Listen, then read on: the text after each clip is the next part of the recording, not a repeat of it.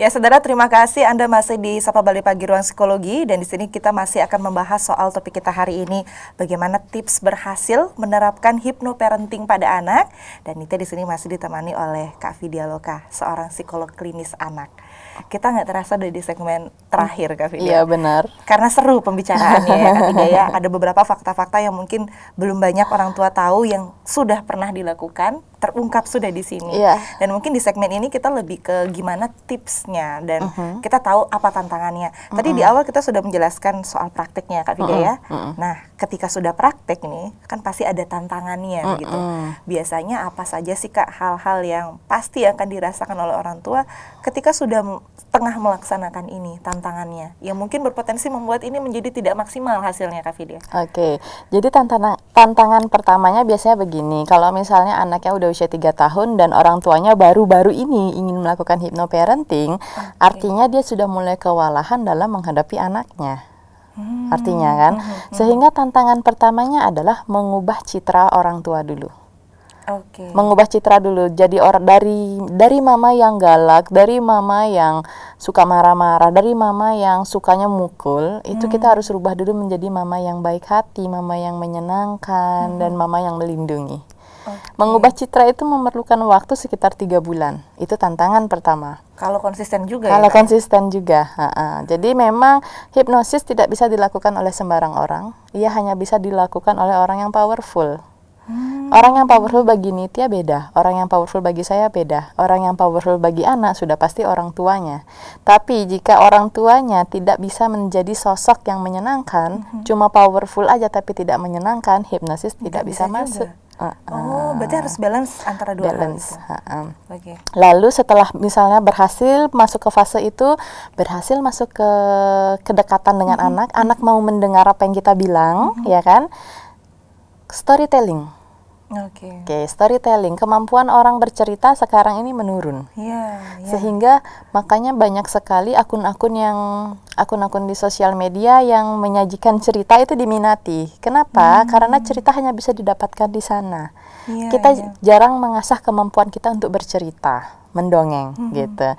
Nah, itu yang harus menjadi tantangan. Itu yang harus dikuasai, Itu yang harus dikuasai dan itu menjadi tantangan selanjutnya. Orang tua baik bapak maupun ibu perlu pandai bercerita. Bercerita ini memudahkan kita untuk menyampaikan informasi ke anak. Karena anak tidak suka kalau misalnya ceritanya itu memuat hal-hal yang serius. Dia lebih suka itu dirubah karakternya menjadi hewan, menjadi binatang. Kita harus ikut ke dunia imajinasi anak. Sambil di sana kita sisipkan nilai-nilai yang kita inginkan. Gitu. Tantangan ketiga adalah sekalipun kita sempurna melakukan prakteknya, kadang itu belum berhasil. Ya, itu kita tidak boleh patah semangat. Ini burn out mungkin di tengah-tengah. Kok anakku tetap nggak dekat dengan aku? Mungkin kurang lebih seperti itu salah satunya. Lebihnya juga begini, kok dia tetap lakukan hal yang aku sudah bilang jangan ya ketika di dalam hypnoparenting gitu. Intinya kita tidak boleh patah semangat karena ketika kita sabar, anak bisa menilai. Anak bisa menilai. Karena kita nggak ngeh dengan hal itu ya. Ternyata anak juga bisa memberikan penilaian. Bisa banget. Dengan orang tuanya. Sangat. Mereka adalah penilai dan peniru. Masalahnya isi niru. Jadi ketika kita marah, dia ikut balik teriak. Masalahnya isi niru, benar. Kalau dia cuma mengamati sih, dia bisa menganalisis sendiri ya. Silahkan seperti yang kita bahas di segmen sebelumnya kan, analisa anak terbatas. Dia sisanya meniru.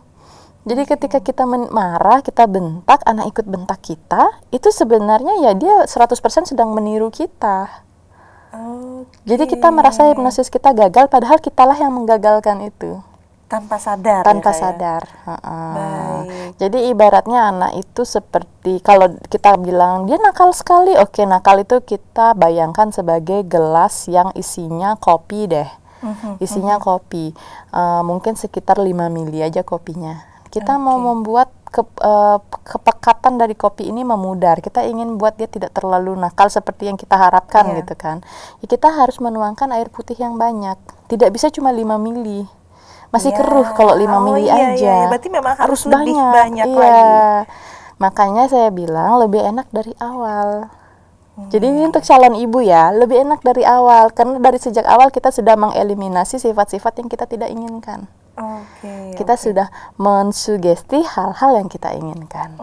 Karena dibahas lebih baik dari awal. Nah, mungkin ada calon-calon ibu yang sudah menyaksikan ya hari ini.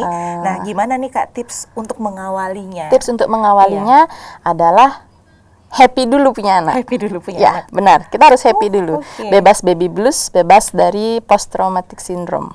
Bebas dulu. Ada beberapa kasus mungkin orang tua yang kurang merasakan happy pada saat punya anak. Benar. Kenapa? Karena dia kewalahan. Baik. Karena capek. Karena capek, kewalahan, kehilangan kehidupan pribadinya. Itu yang membuat orang tua tuh tidak terlalu suka main sama anaknya. Baik. Tidak merasakan ada benefit di sana. Padahal ada hal-hal yang kita lupakan seperti kitalah yang mendoakan supaya anak ini ada. Hal-hal seperti itu yang kadang perlu diberitahu pada orang tua yang sudah mulai jenuh dan stres, apalagi orang tua baru gitu.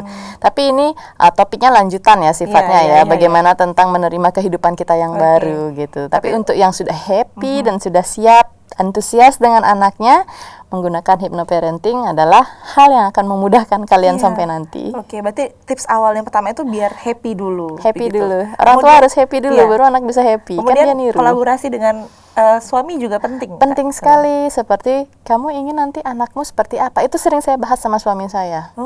Tapi beberapa orang tua mungkin tidak sampai bahas ke sana ya Kak ya, padahal itu penting. Penting sekali. Saya pernah bahas seperti ini. Seandainya nanti anak kita sekolah dan dia diganggu temannya, lalu dia memukul temannya, apa reaksi kita? Berarti membahas hal-hal sesimpel itu sesimpel juga itu. Entah karena saya psikolog atau karena kebetulan aja saya psikolog ya, saya sampai membahas segitu ya. Tapi saya sih rasa itu insting ibu saya rasa itu insting ibu, bukan karena saya psikolognya ya. Itu saya bahas sampai segitunya. Jadi suami saya setuju untuk bilang itu perlindungan diri bagi si anak. Kita tidak boleh memarahi anak karena dia memukul temannya. Karena siapa dulu yang mengganggu gitu. Jadi hal-hal seperti itu kita bahas. Apalagi hypnoparenting. Kamu ingin didik anak kamu seperti apa? Kamu ingin dia menjadi anak yang bagaimana? Kan itu poin dari pola asuh. Bukan tentang kita ingin jadi orang tua yang seperti apa. Enggak, kita ingin anak kita menjadi orang yang seperti apa. Itu pola asuh. Dua hal yang berbeda selama ini orang tuh hanya kamu ingin menerapkan pola asuh yang mana, otoriter atau permisif atau apa. Bukan begitu.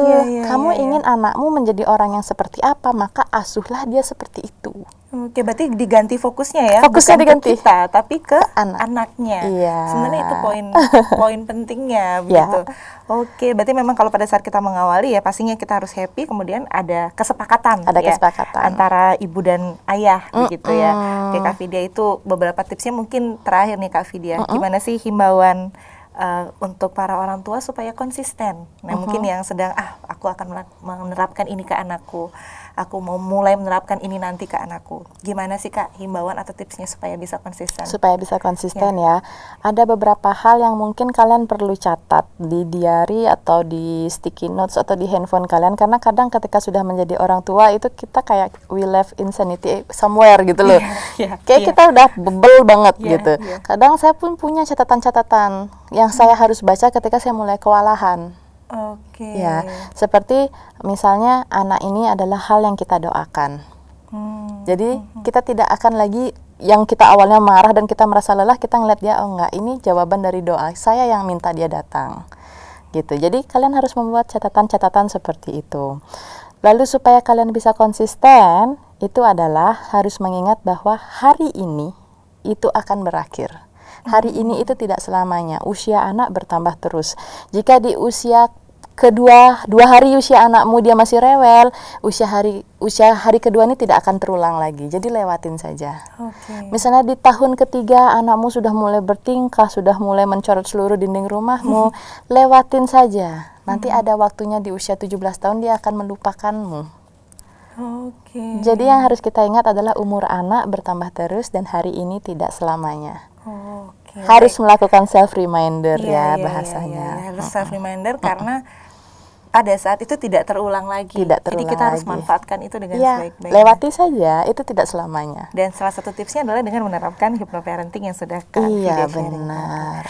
Wah, luar biasa Kak Vidya, hari ini banyak sekali manfaat kita ya. Mudah-mudahan Hypnoparenting mungkin nanti bisa diterapkan oleh seluruh pemirsa di rumah, sehingga kelekatan dengan anak juga lebih meningkat. Benar. Kemudian apa yang diharapkan oleh orang tua juga bisa dilakukan oleh anak. Kak Vidya, terima kasih banyak atas waktunya. Sama-sama. Mudah-mudahan di lain kesempatan kita bisa sharing lagi. Iya, terima kasih juga kesempatannya. Semoga bermanfaat. Betul.